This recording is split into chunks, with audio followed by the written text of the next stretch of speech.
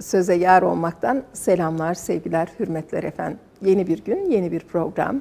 Yine kıymetli bir misafirimiz var. Önemli bir konuyu birlikte konuşacağımız. Hem büyüğümüz hem gayretleriyle, çalışmalarıyla programcımız olarak da bildiğiniz Aliye Satılmışoğlu stüdyomuzda misafirimiz bugün. Önce Aliye Satılmışoğlu'na hoş geldiniz diyorum. Teşekkür ederim. Hoş bulduk. Vakit ayırdınız, geldiniz. Estağfurullah, her zaman. Allah ne demek? razı olsun. Tabii. Şimdi hem eğitimci yazar, hem klinik psikoloji bilim uzmanı, hem aile danışmanı ve yıllardır bu alanda emeği olan bir güzide insan olarak Aliye Satılmışoğlu'nu misafir edeceğiz efendim. Bugün çocukta özgüven gibi özel bir başlığı konuşacağız. Hani bir konuyu etrafı erbasıyla öğrenme meselesi nasıl olur? İnşallah biz hem soracağız hem cevaplarında merak ettiğimiz şeylerin ayrıntılarını isteyeceğiz. Böyle bir rahatlıkla başlıyoruz programa Allah'ın izniyle. Şimdi çocukta özgüven dedik ama çocukla büyüğün özgüveni farklı mı? Özgüven tanımından önce ya da önce özgüven tanımını yapın, arkasından bize çocukla büyükte bu fark ediyor mu? Oradan devam edelim. Biz hep çocuğa devam edeceğiz efendim. Evet. Buyurun lütfen. Şimdi özgüven dediğimiz zaman kişinin kendini güvenli hissetmesi. Güvenli hissetmesi de nasıl olur? Kendi ayakları üzerinde durabilen, aldığı kararların arkasında durabilen,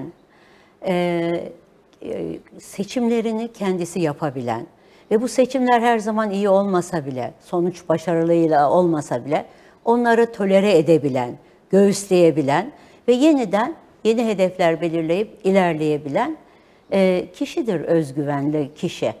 Çocuk için de aynı tanım mı geçerli? Çocuk için de tabii ki bu özgüvenin temelleri çocuklukta atılan bir şey. Özellikle 0-3 yaş, 3-6, 6-9, 12 özellikle en yoğun biçimde özgüvenin atıldığı yaş dilimleri. Dolayısıyla çocuklukta da tabii yaşına göre değişir. 1 yaşındaki bir bebek bile hayata hazırlanmanın evet, hayata hazırlanmada öyle, devam edebilir. İstediği zaman annesini emmeyebilir, istediği zaman emer, istediği zaman uyur, istediği zaman uyumaz gibi şeylerle özgüvenli olmayı yavaş yavaş adım adım öğrenir diye düşünüyorum. Öğreniyor. Peki. Şimdi biz çocukta özgüven konuşacağız bugün ve özgüveni genel bir çerçevede bize tanımladınız. Nasıl bir çocuk yetiştireceğiz ki özgüvenli olsun? Ve siz bize bunu örneklerle de anlatacaksınız. Evet. Ve özgüvensizliği veren temel davranışlarımız neler? Hemen arkasından da ona geçmek isteriz efendim. Evet. Buyurun. Şimdi özgüvenli bir çocuk okul öncesinden düşünürsek, ele alırsak. Şimdi öncelikle ben şunu ifade etmek istiyorum. Çocukta özgüven neden önemli? Hacer Hanım, çocuklarımız bizim geleceğimiz biliyorsunuz. Ülkemizin geleceği, dünyanın geleceği. Evet. Dolayısıyla bu çocukları zihinsel, ruhsal, bedensel ve duygusal olarak sağlıklı, dengeli ve sağlıklı olarak yetiştirmemiz lazım. Bunu yetiştirmek için de öncelikle tabii ki anne ve babaların, ebeveynlerin kendilerinin öyle olması gerekir. Şunu hiçbir zaman unutmayalım. Çocuklar anne ve babaları aynalar.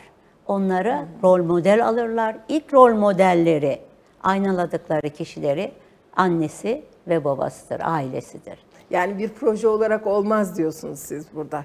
Yani özgüvenli çocuk yetiştireceğim deyip hemen proje gibi yola çıkamayacağız. Önce o zaman bireyler de özgüvenli olacak. Anne babalar da kendileri de kendi özgüvenli olma yolunda çabalarını, gayretlerini, kişisel gelişimlerini devam ettirmeleri lazım.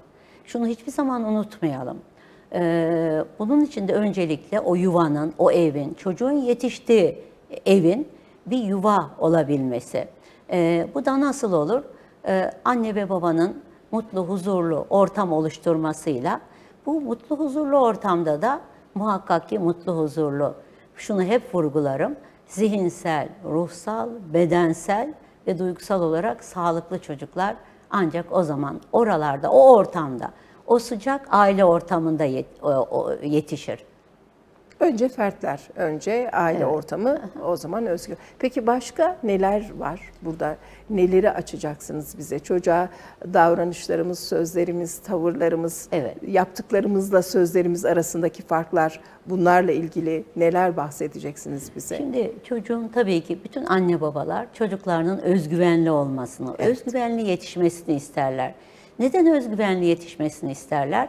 Çocukluk çağında ve ileriki ergenlik ve yetişkin bir birey olduklarında kendi biraz önceki tanımımızla da birleştirecek olursak ayaklar üstünde durabilen, kendi kararlarını verebilen, kendi kararlarını ve arkasında durabilen bireyler olmaları gerekiyor.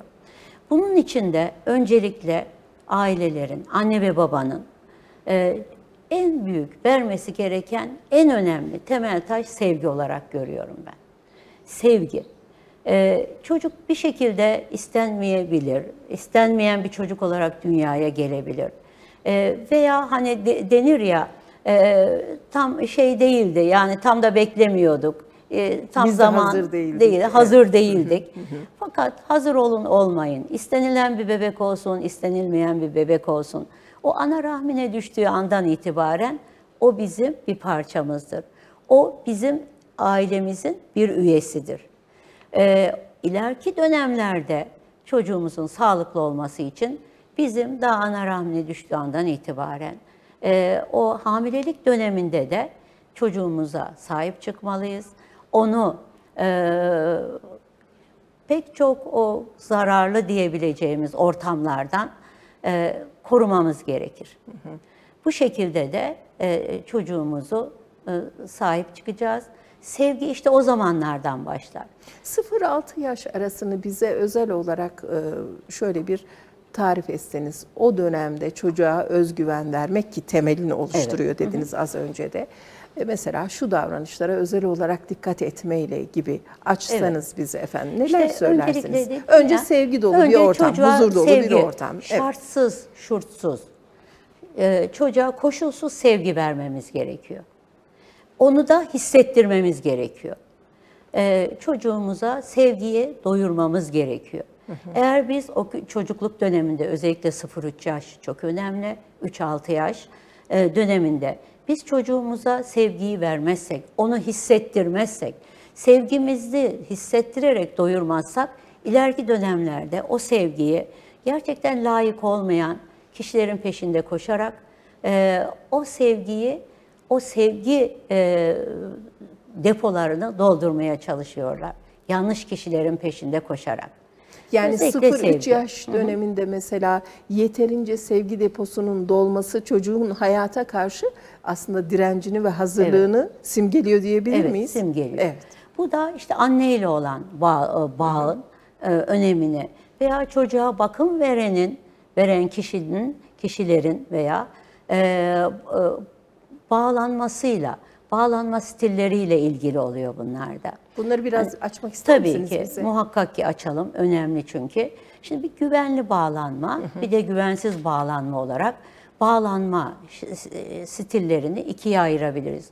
Güvenli bağlanmada anne çocuğuna sevgiyi verecek, yerinde ve zamanında beslenmesini sağlayacak, yani ihmal etmeyecek.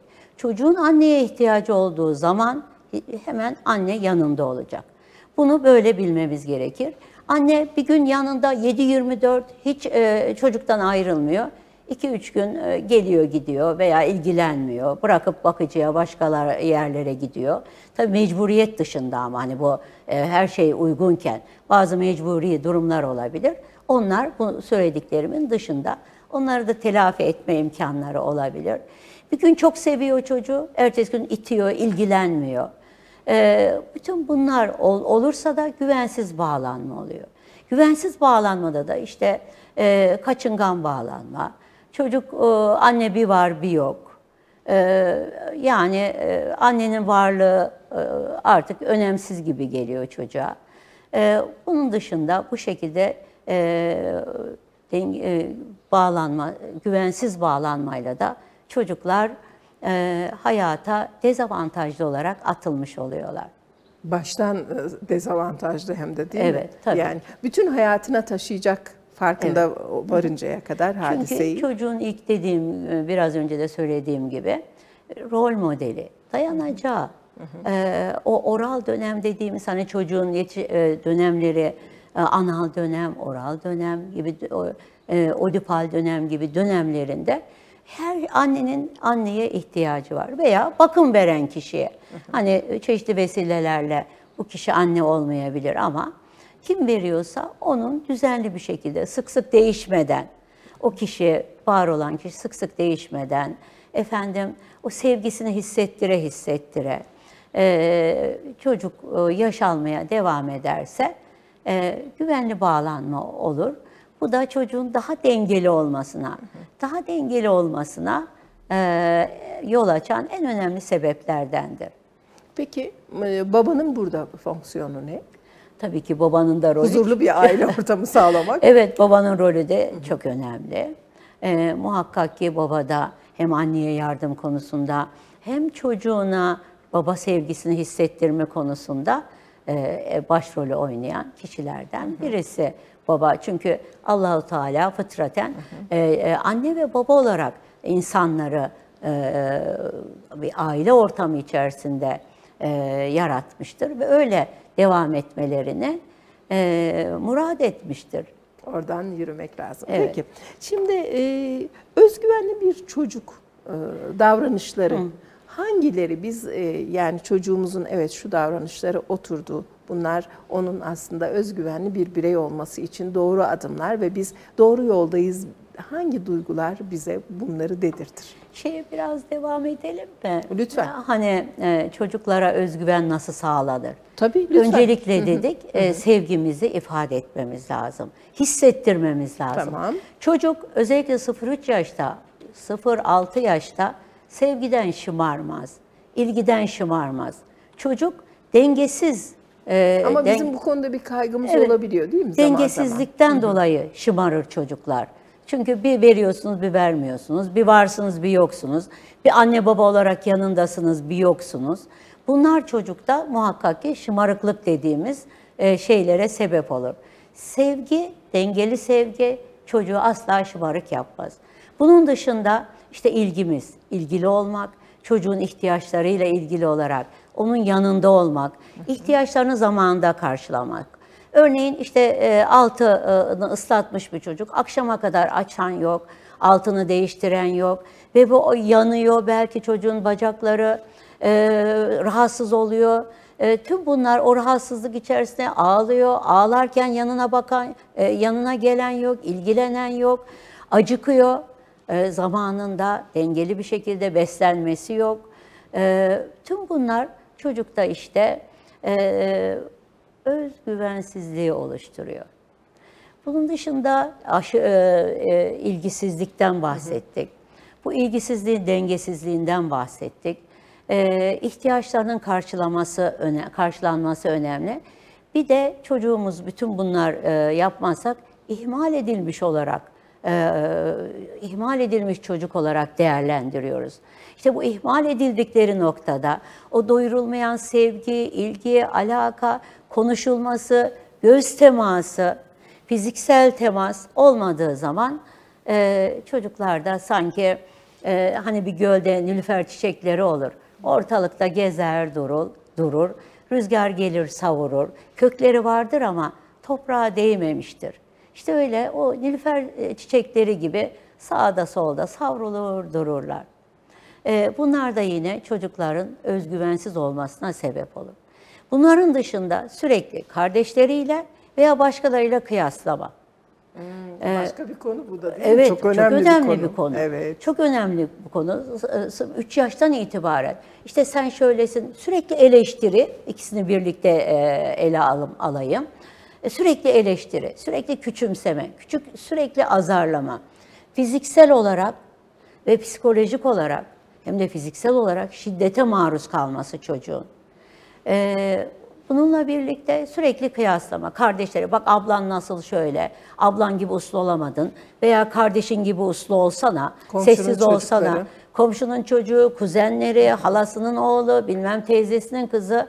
Sürekli bu kıyaslamalar içerisinde çocuk zaten ne olduğunu anlayamadan sürekli törpülenen, ezilen, azarlanan, zaten var olan potansiyelini yavaş yavaş erittiği gibi hiçbir zaman ortaya çıkaramayan, çıkarmaya çalıştığı zaman da bunu yanlış şekillerde, yanlış yollarda çıkarabilen bireyler oluyor ileriki zamanlarda, yetişkin bir birey olduğu zaman.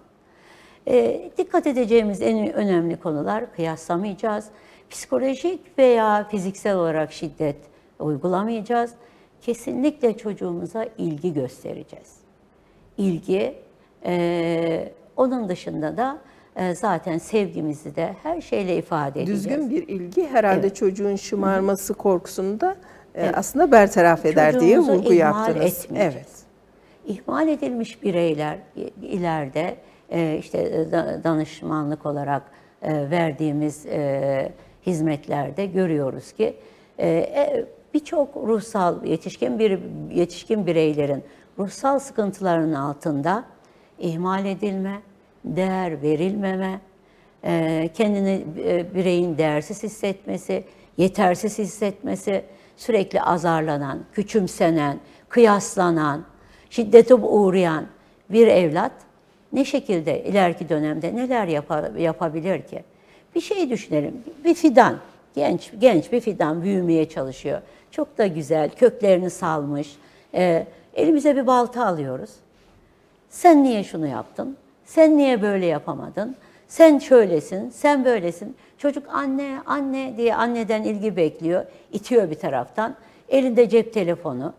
Daha yarım saat önce yüz yüze görüştüğü kişiyle en az 45 dakikadır telefonla görüşüyor. Yani işte görüşme eğiliminde. Yarım saat önce tekrar görüşmüş. 45 dakika daha uzun görüşüyor en az. Bu arada çocuk aç mı, susuz mu? Tüm bunlar ihmal edilerek, çocuk yok sayılarak, Evet.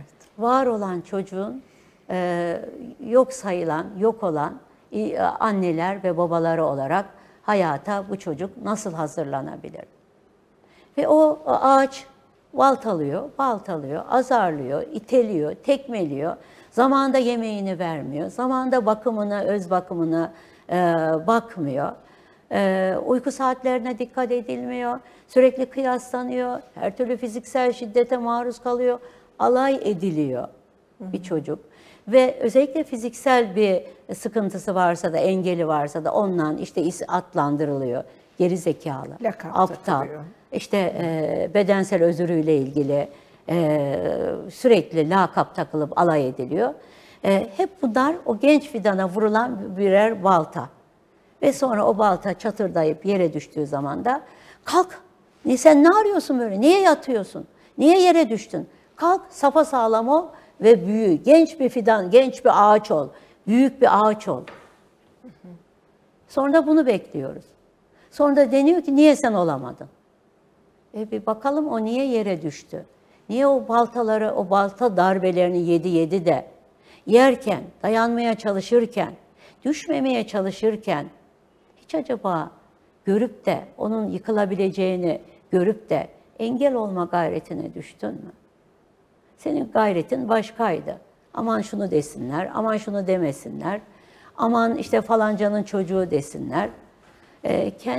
Kendi yetersizliklerini, kendi değersizlikleri üzerinden çocuğa anlamlar yükleyerek onun kapasitesinin dışında, onun olamayacağı şeyleri dışında şeyler bekleyerek çocuğu işte sonunda özgüvensiz bir birey oldu.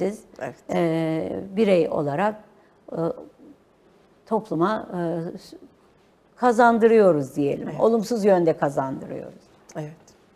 Evet, şimdi tabloyu çok daha net olarak ortaya koydunuz. Peki az önce sorduğum sorudan biz hangi hareketlerinde çocuklarımızın özgüvensiz bir birey yetiştiriyoruz? Aman dikkat edelim diye. Gerçi bu söylediklerinizi tersinden düşündüğümüzde hemen çıkarırız belki ama yine de siz bize tekrarlayın, açın. Şimdi şöyle, özgüvensiz anne ve babalar, programımızın başında da ifade etmiştik ya, kendi çocuklarını özgüvenli olarak yetiştirmeleri çok zor. Çünkü özgüvensiz bir insan ertelemecidir. Bir türlü toplum içinde kendini gösteremez. Bir işlere varamaz. Çünkü ya Ertelemecidir derken onu açmak ister misiniz? tabii ki şöyle, hani bir işe başlayacak, bir iş yapmaya çalışacak, bir kararlar aldı, güzel, olumlu. Fakat onu hayata geçirmede hep erteliyor, hep erteliyor. Bunun en önemli sebeplerinden birisi işte kendine olan güveni olmadığı için, bir de tabii ki en iyisini yapayım, en mükemmelini yapayım derken geçen süre, geçen zamanda zaten hiçbir zaman o düşündüğü gibi bir kendi düşündüğü gibi bir zaman dilimi olmayacak başlamak için ve bir an önce başlaması onun hayrına olacak. Evet. İşte bu özgüvensizliği yüzünden bir türlü başlayamıyor. Ya olmazsa, ya yapamazsam, ya daha iyi olmazsa, hele bir yarın olsun kendimi toplayayım, daha iyi yapayım. Bir bakalım canım, Bir zaman bakalım bir geçsin. veya falana filana da sorayım, biraz daha araştırayım derken hani bir yerde başka birileri o konuyu yapıp atı alan Üsküdar'ı geçtiği zaman da bu sefer de işte kendi dışındaki sebeplere sarılarak yine suçu diyelim sonucu başkalarına yıkmaya gayreti içerisinde oluyorlar. Şimdi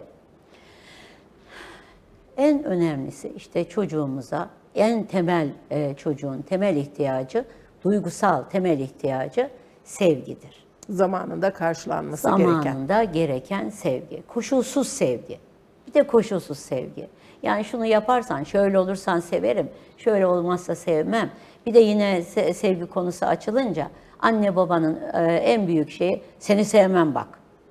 Seni sevmem bak. Allah Allah. Bir ceza. Ya bir ceza, sevgisizlikle ceza. Küsmek, çocuğa küsmek, konuşmamak. Çocuk ne anlıyor? Adam yerine konulmuyorum. Ben değersizim, öyle değersizim ki annem bile, babam bile benimle konuşmuyor. Ben böyle değersiz bir insanım. Bu beyne kodlanıyor bunlar. Bütün konuştuklarımız beyne, o anne baba tutumları, beyne kodlanıyor. Ve o kodlar da ileride işte olumsuz davranışlara yol açıyor. Çocuklarımızı seveceğiz. Onları fiziksel ve psikolojik şiddete maruz bırakmayacağız. Oynayacağız. Onlara nitelikli zaman ayıracağız. Çocuk oyunla beslenir. Çocuk oyunla beslenir. Güvenli bir ortam sunacağız. Bu yeme içme nasıl önemliyse bir insan hayatında en önemli temel unsurlarsa insan hayatı için duygusal olarak da sevgi ve güvenli ortam çocuğun en önemli olmazsa olmazı bir insanın, tabii ki bu çocuktan bahsediyoruz ama ileride bu ergen ve yetişkin bir birey olacak, topluma böyle adım atacak. Çocukta verilen o beyne kodlanan her şey ileride inanın tek çıkar. Tek çıkıyor yani. Karşımıza. Evet. Evet. Peki şimdi özellikle özgüvensiz çocuk davranışları nelerdir meselesine Evet. girelim mi? Girelim, sonrasında bir ara verelim. Bunu biraz Tabii açın ki. bize. Şöyle, o çocuk örneğin sınıfta bildiği bir konuyu bile parmağını kaldırıp ben biliyorum diyemez. Kim söyleyecek dediği, İşte yavaş yavaş evet. hayata katılma da aynı Kim zamanda, değil mi? söyleyecek dediği zaman öğretmen, o çok iyi bildiği halde parmağını kaldıramaz. Toplum içine girip, toplum içerisinde kendini gösteremez. Hep uzaklaşır. Çünkü ona göre o hiçbir şeyi başaramayan, sevilmeye layık olmayan, ilgiye, alakaya layık olmayan, çeşitli şiddeti kabul eden ve o şiddeti kabul ettiği Tepki için gösteremeyen. hayır diyemeyen. Ve yine bu ikili ilişkilere de yansır, iletişim noktasında da yansır. Çok istediği halde birine açılıp da o kişiye sevgisini ifade edemez. Konuşma noktasında hani bir topluluk karşısına çıkıp konuşamaz. Hep kendini yetersiz, değersiz, çaresiz duygular içerisinde bir türlü kendini, potansiyeli de güzel olduğu halde, iyi bir eğitim aldığı halde onları gösteremez, ifade edemez. En önemlisi de kendini sürekli fedakarlık yaparak, sürekli maddi manevi başkalarına destek olarak kendini yeterli ve değerli hissetme yoluna gider. Böylece kendi statüsünü herhalde daha sağlam alma gibi bir gayrete mi giriyor? O şekilde başkalarına yaranarak, yaranma yoluyla kendini göstermeye, o toplulukta, o kişiler arasında yer edinmeye çalışır. İşte bu sebepten de hani diyoruz ya, akran zorbalığına en çok uğrayan çocuklar işte böyle özgüvensiz çocuklardır. Yine belli gruplar, hani çeteleşme falan gibi gruplar içerisinde yer alan kişiler yine bu özgüvensiz kişilerdir. Çünkü oradaki kişiler, o bir örneğin bir çete diyebileceğimiz mafyavari durumlarda kendisine değer verildiği için, kendisine onlarca yeterli kıymet verildiği için, çünkü onlar da onu verecek ki, pompalayacak ki, kullanacaklar onları istedikleri yerde. Ve bu kişiler yine özgüvensiz kişilerdir. Evet. Şimdi tabii ergenliğe bağlayacağız ki ergenlik ve okul hayatı bambaşka, aynı zamanda alanlarda imtihanları da birlikte getirecek. Bunlarla ilgili size sormak istediklerimiz var ama bir ara verelim efendim. Birazcık dinlenin siz de bu arada. Sevgili dostlar, yeni katılan dostlarımız için hatırlatmak isteriz efendim. Ortak yayınımızda, Dost FM, Dost TV ortak yayınında şu anda stüdyomuzda Aliye Satılmışoğlu efendim misafirimiz, eğitimci, yazar, sonra klinik psikoloji bilim uzmanı, aile danışmanı ve özgüven gibi bir konuyu, çocuklarda özgüven gibi bir konuyu şöyle bir giriş yaptık ve şimdi yavaş yavaş tabii çocuklar topluma katılacak, fertler olacak, okul hayatı, arkasından bir ergen, neler bizi bekliyor meselesinde farklı düşünebilmek için, farklı yaklaşımları fark edebilmek için inşallah bilgiler almaya devam edeceğiz. Biraz dinlenelim efendim, stüdyomuzda bekliyor olacağız sizi. Söze yar olmakta devam ediyoruz efendim programımıza. Bugün stüdyomuzda misafirimiz, yeni katılan dostlarımız için bir kez daha hatırlatalım. Aliye Satılmışoğlu ve hem aile danışmanı olarak, hem eğitimci ve yazar olarak, hem de klinik psikoloji bilim uzmanı olarak. Aliye Hanım, özgüven kavramı hayatımızda çocukluktan itibaren nasıl yer alıyor, nasıl bizi büyütüyor, nasıl topluma katıyor? Şunun arka planını birlikte düşünelim dediğinde çok severek biz de elhamdülillah yol arkadaşlığı yapıyoruz. Şimdi hayata katılma noktasında ilkokul ya da okul hayatı diyelim, ayırmayalım. Okul hayatı bir başlangıç. Tabii ergenlikle birlikte başka meseleler ve bizim yaşadığımız kendimize ait, kendimizi tanıma süreci, özgüvenli bir birey olma, hayata katılma nasıl olacak? İkisinin çatıştığı ortamları da biliyorsunuz siz. Sonra okul, arkadaşlara zaten değindiniz, başladınız. Buradan devam ettiğimizde efendim neler hiç dikkatimizden kaçmamalı? Şimdi bir danışanımla ilgili ki kendisinden tabii ki isim vermeden paylaşabileceğim iznini aldığım için, aldığım vakaları burada paylaşmak istiyorum. Şimdi danışanımın ailesi gerçekten yoksul ailelerden gelmiş. Daha sonra biraz durumları iyileşse de o anne babanın o kıtlık bilinciyle yetiştikleri için durumları daha iyi olsa bile o kıtlık bilincini çocuklarına da yansıtıyorlar.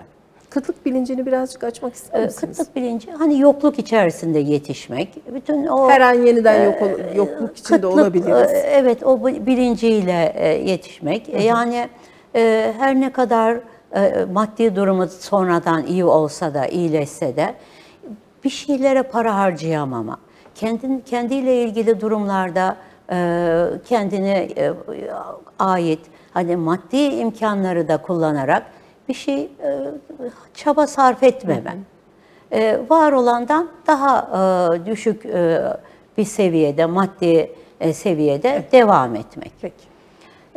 Şimdi ve çocuklarına o okula gidiyor çocuklar. Çocuklar başarılı çocuklar. 2 çocuğundan bahsediyorum. Ve özel bir okula gidiyorlar burslu kazandıkları için. Fakat oradaki özel okulda hem burslu öğrenciler var, hem normal gerçekten aile olarak, ekonomik olarak, kültür düzeyi olarak yüksek kişiler de var. Şimdi bunların arasında o çocuklar gerçekten çok eziliyorlar. Ya tamamen silinip gidiyorlar ya da onun üstünden altından kalkabilmek için çok büyük çaba sarf ediyorlar. Fakat işte o değersizlik, yetersizlik duygusu devam ediyor. Yetişkin bir birey olduğu halde. Annesi bir sırt çantasının bir göz daha fazla kazandırabilmek için bıçakla kesiyor sırt çantasının arkasından. Çocuk onu taşıyamıyor zaten. Böyle taşıyarak gidiyor. Görmesin hiç kimse diye. Bunu zaten söyleyemiyor ailesine de. Ama bir annenin bunu düşünmesi gerekiyor, değil mi? Mesela çocuğu ayakkabı almayıp terlikle gönderiyor okula. Ve o okul da dediğim gibi özel bir okul. Çocuk için. Ve ekonomik ve kültürel olarak ileri derecede kişilerin arasında. Ve bu çocuk tamamen kendini değersiz ve yetersiz olarak görüyor. Onların arasından sıyrılabilmek için mesela arkadaşının çok güzel bir defteri vardı hocam diyor. Çok süslüydü diyor. O defter yere düştü diyor. Hemen aldım arka cebime koydum diyor. Yerden alıp arka cebime koyana kadar kimse görmedi beni diyor. O diyor benim öyle hoşuma gitti ki diyor. Başarmıştım diyor. Kendimi çok değerli hissettim diyor. Çocuğun düşündüğü bu işte. 8 yaşındaki bir çocuğun. 8 yaşındaki bir çocuğun psikolojisinde bu var. Evet. Kendini değerli hissediyor. Hem o deftere sahip olmanın kendini hazzı hem de kimse görmeden bir iş başarmanın hazzı. Aldım diyor onu diyor. Ama o öyle bir kendisine yer ediyor ki hala işte yetişkin bir birey olduğu halde onu travma olarak gündeme getiriyor ve biz onu çalışıyoruz. Evet. Bunun gibi işte anne baba tutumlarından bahsediyoruz ya. Anne babaların bunlara dikkat etmesi gerekiyor. Bu ölçüyü, bu dengeyi dikkat etmesi gerekiyor. Okul ve öğretmenlere baktığımızda evet, ki ben bunu ayrı çok önemsiyorum. Böyle durumlarda hani çeşitli vesilelerle eğer böyle bir durum varsa madem o okula da kabul ettiniz o zaman çeşitli işte vakıflar oluyor, oluyor çaktırmadan çocuğu rencide etmeden onun arkadaşlarının önünde gururunu kırmadan maddi yönden destek verilebilir. İşte Bursa'da sınava sokulur ve sınavda kazandı denir. Gerçekten de o kapasitede bir kişi ki siz okulunuza kabul ettiniz. Ve bu birey daha çok arkadaşların alayına maruz kalmadan, yine kendisi gibi hani kıtlık bilincinden bahsettik ya, hiç bu kıtlık bilincine sahip olanlar ileride çok büyük imkanları olsa bile hala hiçbir şeyleri yokmuş gibi. Hala o üzüntü içerisinde, o yetersizlik, değersizlik içerisinde hayatlarını devam ettirirler. Ve para harcamaya da kıyamazlar zaten. Bu kıtlık bilinci böyle bir şey. Bunu da veren yine ailedir. Bunlara dikkat edilmesi gerekiyor. Yine baktığımızda bu haz noktasında insanların böyle bir şeyin küçük hani adı hırsızlık. Zaten onu hırsızlık olduğunu kabul edememişti. Onu fark edip kabul ettiği andan itibaren de hayatında, psikolojik hayatında birçok şey değişti. Hala belli bir meslekte, çok güzel maaşı var, belli bir kariyeri var.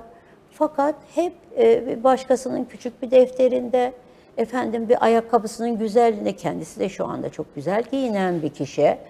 Fakat hep başkasında, hep kendisinde yetersiz görme, kendi kıyafetlerine veya işte elindeki imkanlara değer vermeme. Onlar hep düşük aşağı görme. İşte dedik ya, küçük yaşta o beyne kodlanan bu değersizlik, yetersizlik gibi, çaresizlik gibi, sevgisizlik gibi, saygı duyulmama, ihmal gibi duygular beyinde kodlanıyor ve gerek ergenlik döneminde, gerekse de yetişkin bir birey olduğunda bunlar çok farklı şekillerde ortaya çıkabiliyor. Peki bu özellikle yetişkinliğe adım atarken ergenlikle birlikte çocuklarımız Biz onları gerçekten hani özgüven konusunda yeterince takviye edememişsek, yeterince destekleyememişsek, bizimle büyüklerle ilişkisinde kopuşlar da yaşanır mı? Siz arkadaş gruplarını zaten konuşmanızda ısrarla söylediniz ama ilişki kurma konusunda anne babanın da zorlanacağı bir döneme gelir mi gençler? Tabii ki öğretmenlerimizle ilgili de hani Evet, bir iki öğretmenlerimiz ve cümle söylemek eğitimcilerimiz. istiyorum. Öğretmenlerimiz pedagojik formasyon alan kişiler. Bu zaten öğretmenlik mesleğinin ne kadar kutsal olduğunu biliyoruz. Öğretmenlerimizin bu tür konulara dikkat edip öğrencilere gerek rehberlik servisiyle gerek farklı alanlarda destek vermeleri gerektiğini düşünüyorum. Bunlar şey olmasın. Örneğin bir danışanım şöyle demişti. Hocam ben çok şeydim. Hiç sesimi çıkaramazdım, parmak kaldıramazdım. Bir öğretmenimle konuşamazdım. Hep başım öndeydi. Fakat bunu fark eden bir öğretmenim ama bu çok derslerinde de çok akademik kariyerinde çok iyi bir noktaya gelmiş bir kişi. Öğretmenim beni hiç gereksiz yerde hadi git müdür muavininden şunu al da gel diye beni oraya gönderirdi. Ben de mecburen gitmek zorundaydım. Müdür muavininin kapısını tıklatmak zorundaydım. Onunla yüz yüze gelmek zorundaydım. Ve bana verilen görevi yapıp öğretmenime geri dönerdim. Onun verdiği o özgüven bende öyle yerleşti ve çok iyi yerlere geldi. Ve bu değerli öğretmenin gerçekten elleri öpülmesi gerekir. Eminim daha önceden müdür muavinini ayarlayıp böyle bir öğrencimi göndereceğim. Çeşitli bu sadece bir sefere mahsus kalmamıştır eminim. Farklı şekillerde öğrencisini bu şekilde desteklemiştir. Onun bileceğini düşündüğü soruyu o parmak kaldırmasa bile hadi işte sen söyle diyerek onu tahtaya gel bakalım tahtaya diyerek öğrencisine sınıf içerisinde o soruyu çok güzel bir şekilde destekleyerek de cesaret vererek cevaplamasını sağlayarak özgüven verilebilir. Bir danışanım da şöyle demişti. Annem beni çok baskılardı. Hiçbir yere göndermezdi. Çok korkuturdu. Bir gün babaannem geldi. Benim bu durumumu anladı. Babaannem de karşı komşuya ikide bir gereksiz yere hadi oğlum komşudan bir tuz iste. Veya al şu kekleri de komşuya ver de gel. Ben mecburen kapıyı çalıyordum çünkü babaannem bekliyordu. Çalıyordum ve o komşumuzun teşekkürü, onunla iletişim, babaannem şöyle dedi gibi o mesajı, iletişimi sağlamam. Ben de özgüvenli olmamı geliştirdi demişti. Bakkala göndermek yine aynı şekilde o şekilde özgüvensiz bir çocuğu ve markete göndermek, komşuya göndermek, farklı ufak onun yapabileceğini bildiğimiz ama çekindiği görevleri vererek özgüven sağlayabiliriz. Peki, anne baba için burada özel olarak ergenlikle birlikte söyleyeceğiniz başka şeyler var mı? Evet, biraz önceki konuda çok önemli. Tabii ki özgüvensiz çocuk bu sebepleri anneden babadan tabii ki bilecek ergenlik olmuş, ergenliğe gelmiş bir çocuk. Anne baba tutumlarını içselleyerek geliyor, beynine kodlanarak geliyor. Bunu o evin içerisinde anne ve babası yaptı. Sürekli bir de şunu vurgulamak istiyorum. Gerçekten sürekli kendi annesiyle, karı koca didişip durursa, sürekli kavga ederse, bu çocuklar zaten kesinlikle Yaralanır mı? Yaralanır. Çok büyük yaralanır. İşte esas özgüvenliğin en önemli kaynağı da bu anne baba geçimsizliği, anne baba tutumu ve bir gün onun çocuğa yansıması. Evet, bir gün çok iyiyken ertesi uzun süre kavgalı, dövüşlü, küslü. Çocukları taraf tutmaya zorlayan zaman tavırlarımız da olabiliyor. Taraf tutmaya zorluyorlar. Zaman zaman da o çocuğu, kızı küçük anne, erkeği küçük baba yerine koyup o çocukları kendilerine ebeveyn olarak hizmet etmelerini bekliyorlar. Buna şartlandırıyorlar. Hayata hazırlıyoruz gibi bir arka plan var mıdır anne babada böyle durumlarda? Hayata hazırlıyor muyuz aslında Onu böyle bilerek yaptığını sanmıyorum. Evet. Çünkü kendi o geçmişteki eksikliğini, anne eksikliğini, baba eksikliğini çocuğun gidermesini sağlıyor. Sürekli mesela bir anne başım ağrıyor, başım ağrıyor, masaj yaptırıyor, şimdi hadi bir çay yaptırıyor ki bu çocuk da 7-8 yaşında.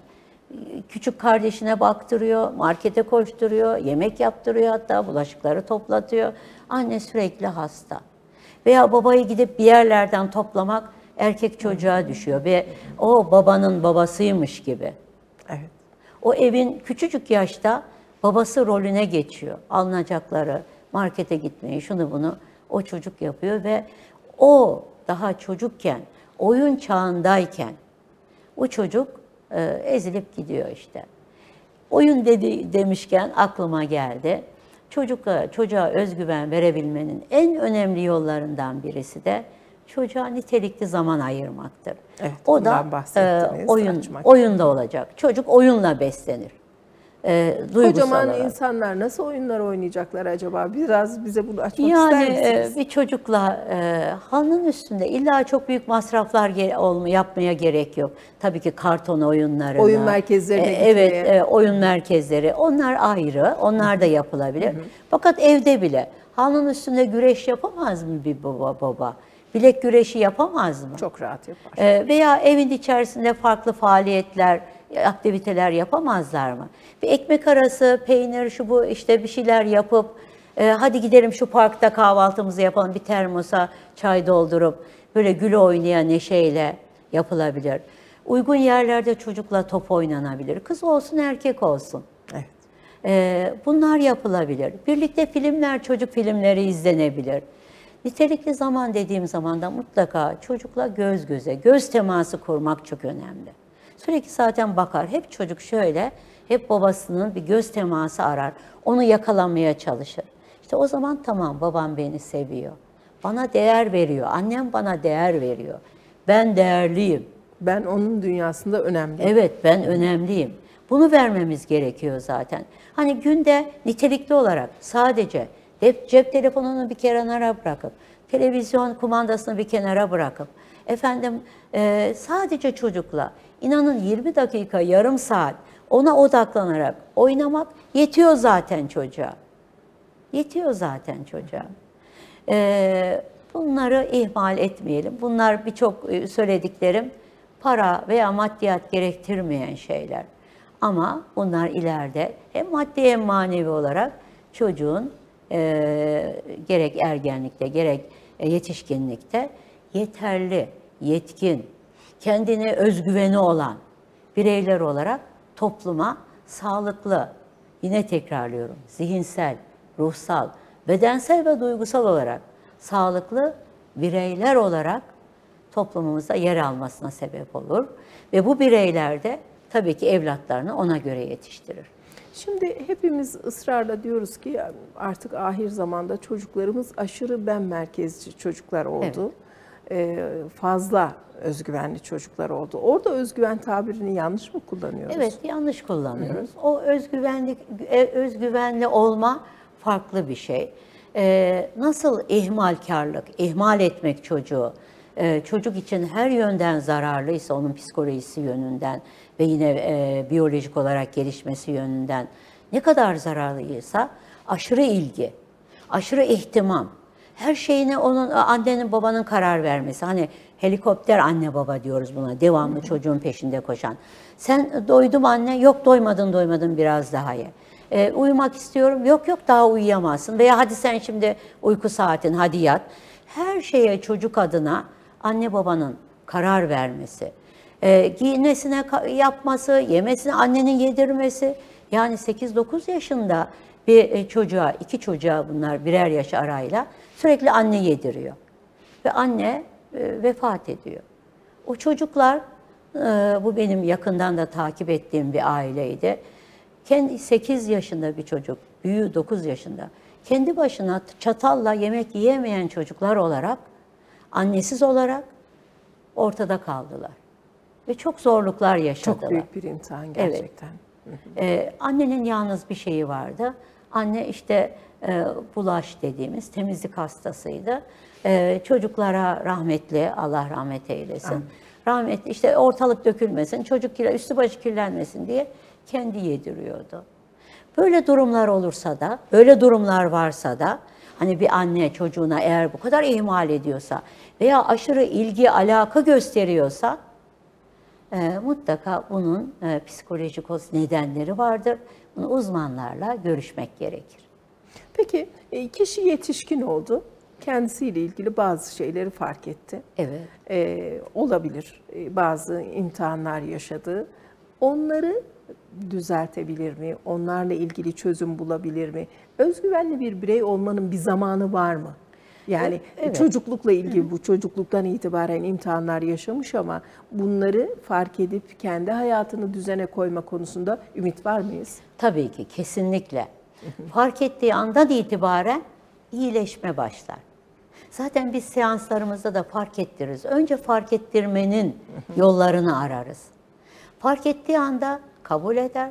Kabul ettikten sonra da yapılması gerekenleri konuşuruz, zaten yaparız. İlk adım fark etmesi.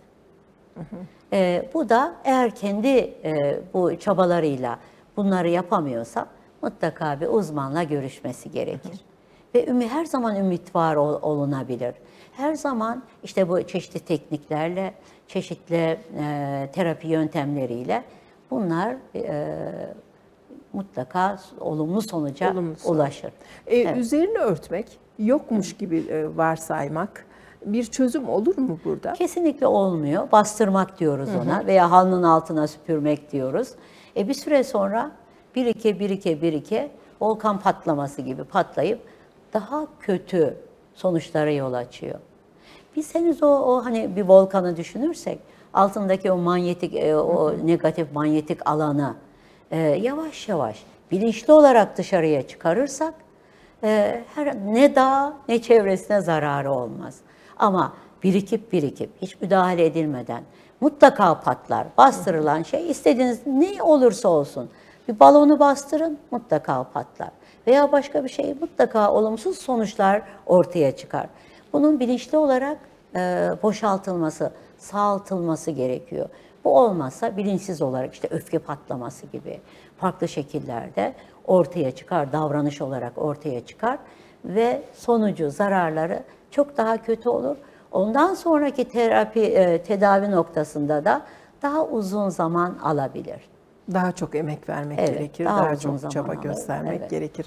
Peki şimdi dostlarımız, takip eden bizi, izleyicilerimiz, dinleyicilerimiz, Aliye bugün bize çocuklarda özgüvenden bahsetti. Şunları hiç unutmayayım diye de aklımın bir kenarına not ediyorum diye bir not yeri açmışlarsa zihinlerinde neleri unutmasınlar, bunu nasıl toparlayacağız efendim? Öncelikle çocuklarımıza koşulsuz sevgi vereceğiz. Her zaman. Bir çok sevgi, bir tamamen boş olmaz. Hani biliyorsunuz sünnet-i seniyede de az bile olsa düzenli, dengeli sevgimizi vermeliyiz ki zaten biz anne baba olarak Rabbim fıtratımıza, genlerimize anne baba olma özelliklerini vermiş. Biz yeter ki çıkaralım. Yeter ki çıkaralım. O bizde potansiyelimizde, fıtratımızda var zaten. Onun dışında çocuklarımızla alay etmeyeceğiz. Özellikle fiziksel problemleri varsa onları ön plana çıkarmayacağız. Ne kardeşleriyle ne başkalarıyla asla kıyaslamayacağız. Her çocuk kendisi bir bireydir. Kendisi içerisinde kendisiyle ancak kıyaslayabiliriz. Bir çocuğu bir sene önceki çocuğun kendisiyle kıyaslayabiliriz. Asla başkalarıyla değil. Peki o çocuk da bir anne olarak başkasının anneleriyle veya babalarıyla sizi kıyaslarsa ne olacak? Hoşumuza gitmez. Değil mi? Hiç hoşumuza gitmez. Çünkü öyle bir şeye gerek yok. Biz anne babalarımızı seçemiyoruz. Kendimiz seçemiyoruz yani. Dolayısıyla var olan çocuğumuzun kendi potansiyelini iyi görmeliyiz, keşfetmeliyiz ve çocuğumuzdan gereksiz, aşırı beklentiler içerisinde olmamalıyız. Onun ne yapacağını bilmeli ve ona göre hedefler konusunda ona yardımcı olmalıyız, destek vermeliyiz. Aşırı beklentilerden uzak durmalıyız. Çocuğumuzu değersiz, yetersiz kılacak her türlü davranışlardan uzak durmalıyız. Dolayısıyla kendimizi de geliştirmeliyiz. Teşekkür ederiz. Efendim. Aslında bir güzel süreç bu. Hem Evet. insan olma yolunda, hem anne baba olma yolunda, hem güzel, özgüvenli Bu bireyler konuştuklarımız yetiştirme hiç de zor yolunda. değil Evet, zannedersem. evet, inşallah. Yeter ki isteyelim. İsteyelim, çaba İsteyelim ki gösterelim. evlatlarımız, zaten amacımız, bir anne babanın amacı evladının iyi bir meslek sahibi olması, toplumda iyi bir birey olması, topluma faydalı bir birey olması, değil mi? Kendi ayaklarının üstünde durup kendi maddi manevi gereksinimlerini karşılaması. Karşılamaz. Bunlar işte bu sıfır, ta ana rahminden itibaren başlıyor. Bu yolculuğa devam. Evet. Ve bazen ben derim yani yeni evlenenlere veya evladı olanlara biraz gıptayla bakıyorum. Keşke bazı şeyleri zamanında bilseydik. Ama hiç geç değil. Yeter ki isteyelim. Hep her şeyin bir başa dönüşü, daha iyi olma hali, daha iyi güzel olma hali vardır. Evlatlarımız bize emanet. Biz emanetçiyiz. Peki emanet eden Allahu Teala. Bu bilinçle eğer evlatlarımıza bakarsak iki cihan saadetine kavuşuruz. İnşallah efendim. Çok teşekkür ederiz. Ağzınıza sağlık, çalışmalarınızda Allah kolaylıklar versin. Teşekkür ederim. Ve sevgili dostlar, Ali Esra Atılmışoğlu stüdyomuzda misafirimizdi bugün. Söze yar olmak dedik ve özgüven, çocuklarda özgüven konusu gündemimizdi. Şöyle bir etrafı erbasıyla konuşalım neler var bu konuda diye. Hem birlikte zihnen de bir yol haritası Alihan bize çizdi. Hem de inşallah sağlıklı, hayırlı, mutlu, özgüvenli, nezih bireyler katabilelim toplumumuza, ailelerimize. Teşekkür ediyoruz efendim. Tekrar dostlarımıza teşekkür ediyoruz. Takipleri için, izlemeleri, dinlemeleri için. Bugünlük bu kadar. Yarın tekrar inşallah karşınızda olabilmek umuduyla diyoruz. Söze yar olmaktan selamlarımızı, dualarımızı, hürmetlerimizi iletiyoruz. Ekip arkadaşlarıma teşekkür ederim. Sizi yayınlarımızda baş başa bırakıyoruz efendim.